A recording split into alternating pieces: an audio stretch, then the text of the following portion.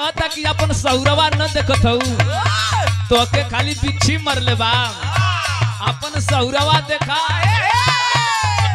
तो तू हर चिपरी ऐसन गोड़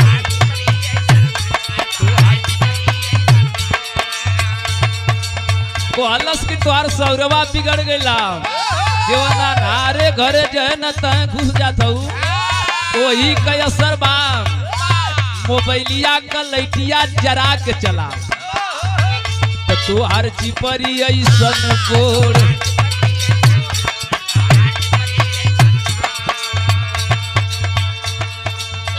और शानदार सम्मान सनोज राजभर बीडीसी प्रत्याशी आप तो हर चिपरी ऐसन गोड़ ताके लू तू चारों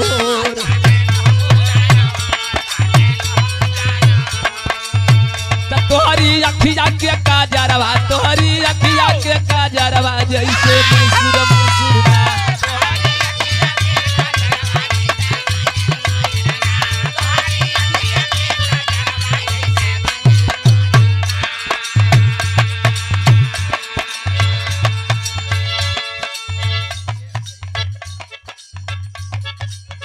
और हम लोग के गार्जियन ई गीत सुने के न मिली बड़ी खोजले के बाद ये गीत के निकलने हैं मोर पिछुआरा वारे जम करवनी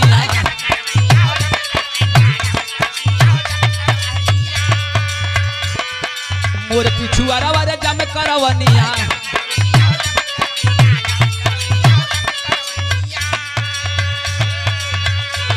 यार फरे ले करवनी कटार फरे ले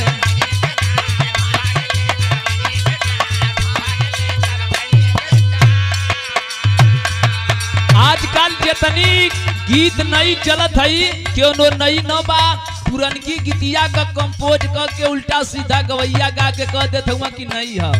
लेकिन सच्चाई ये गीत कहा कि जे बेचन गुरुजी का बिरहा सुनले हुई ओके याद होई बेचन गुरुजी एठे कैसेट में गौले रहलन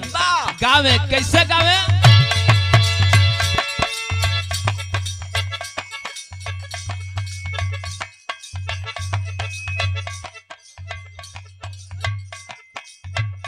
और आदरणीय परम पूजनीय सुधाकर राजभर कवि जी चंदा पार के धरती से बगल से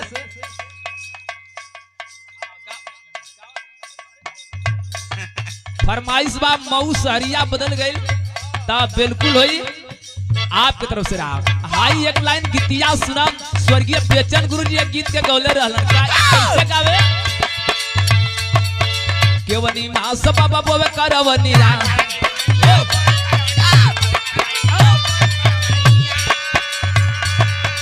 केवनी मास बाबा बोवे करवनिया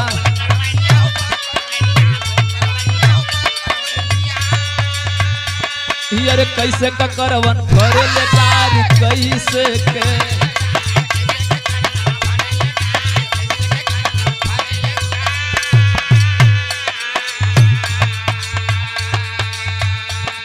और सत्येंद्र राजभर जो रिश्तेदार थे स्वर्गीय बेचन गुरुजी के बेचन गुरुजी भैया का फूफा लगे हैं आप उस परिवार से हैं आप लोग मिल जाते हैं कुशल मंगल हो जाता है हम लोगों से दिल गदगद हो जाता है हम लोगों का यह प्यार बा यह आशीर्वाद बा कि हमन ऐसा छोट लड़का बनारस मिर्जापुर बिहार ऋषिकेश से लेके पूरा उत्तर प्रदेश में आज बिरहा गावत है क्या औकात है लेकिन हाँ आप लोगों का प्रेम बा आप सत्येंद्र भैया की तरफ से रहा और पुनः सम्मान आया है आप आदरणीय परम श्रद्धे लीलावती राजभर 70 घोषी लोकसभा के शानदार प्रत्याशी रहे इनके ससुर जी थे आप जब आत्मा न बा हम लोगों के बीच में हरि नारायण चचा कहे तो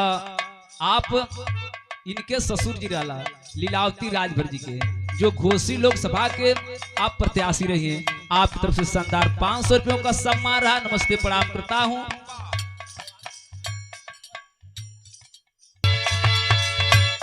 देख बिना नदी रे टिकुली सिकहिया लिहले जाए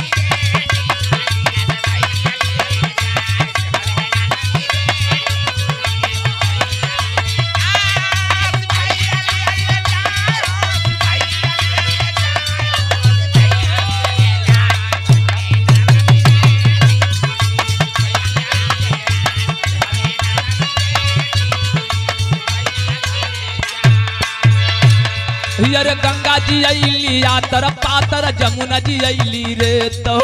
जमुना जी अली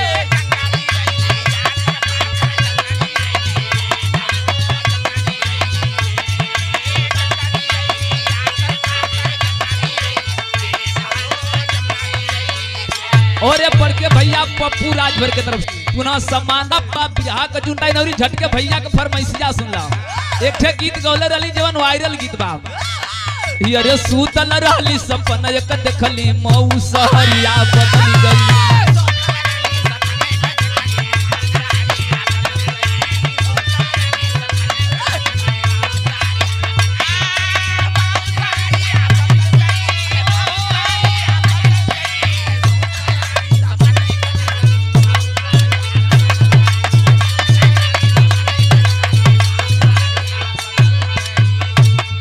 अरे मऊ शहर की चार लैनिया घूम गई गलिया गलिया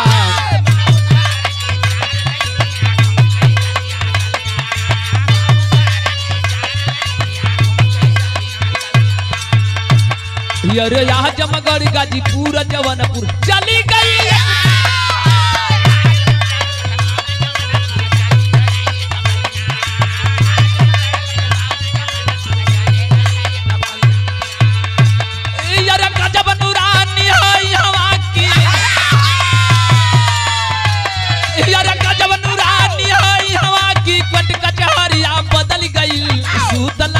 सपन एक देखली मऊ सहरिया बदल गई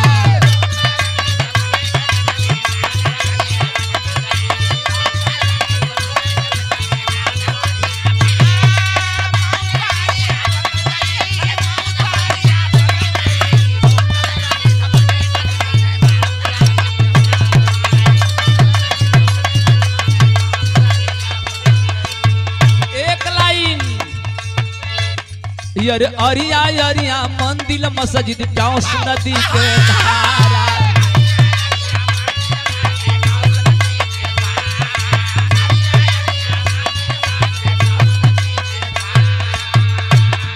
अरे मऊआली साड़ी में गोटी बीच में है गुरुद्वारा